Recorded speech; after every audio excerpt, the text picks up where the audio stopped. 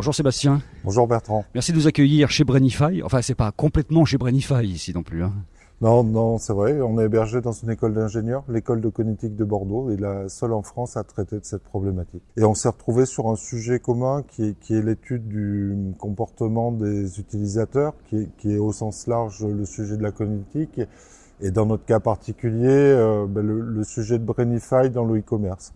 L'idée, c'est de proposer une solution gratuite aux e-commerçants, pas les plus gros, les petits e-commerçants, et de leur proposer une solution où finalement ils vont avoir en temps réel la possibilité de voir quels sont les comportements de leurs utilisateurs. Vraiment. Exactement, c'est ça.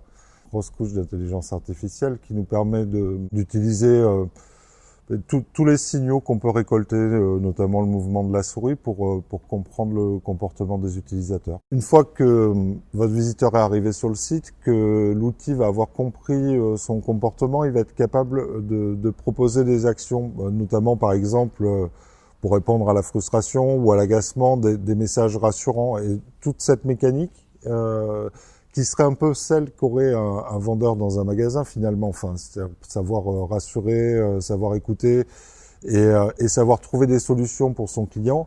Mais toute cette mécanique, ça sera la partie payante de Brainify. C'était quoi vraiment le trou dans la raquette? C'était le fait que les e-commerçants, et notamment les plus petits, ont vraiment aucune solution de business intelligence à leur disposition? Ouais, exactement, ils naviguent à vue et malgré notre expérience, quand on a voulu les aider à faire du meilleur business, on manquait d'informations concrètes pour objectiver des décisions.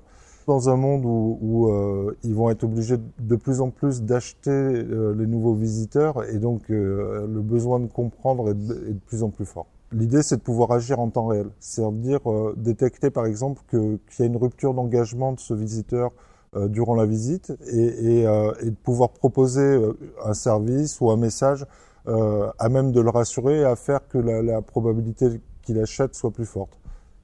Et ça, c'est l'offre payante de Brainify. La compréhension doit être gratuite et puis après, c'est le moyen de résoudre les problèmes qu'on va faire payer, mais il faut d'abord comprendre ce qui se passe sur son site.